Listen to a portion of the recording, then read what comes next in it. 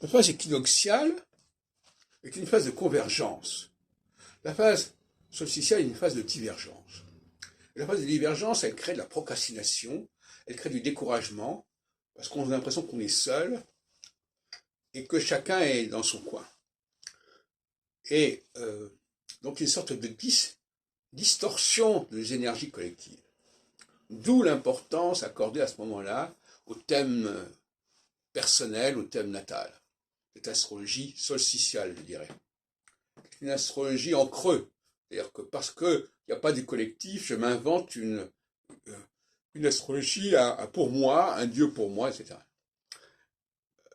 La phase équinoxiale est une phase qui exige, au contraire, des rapprochements.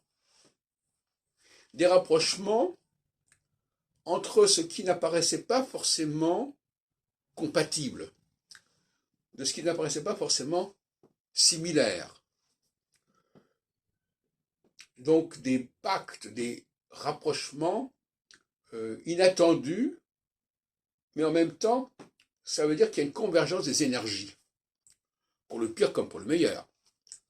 Le pacte germano-soviétique, par exemple, de 1938-39, c'est un rapprochement entre les nazis et les communistes. Parce que l'équinoxialité, la synergie, permet ce genre de rapprochement.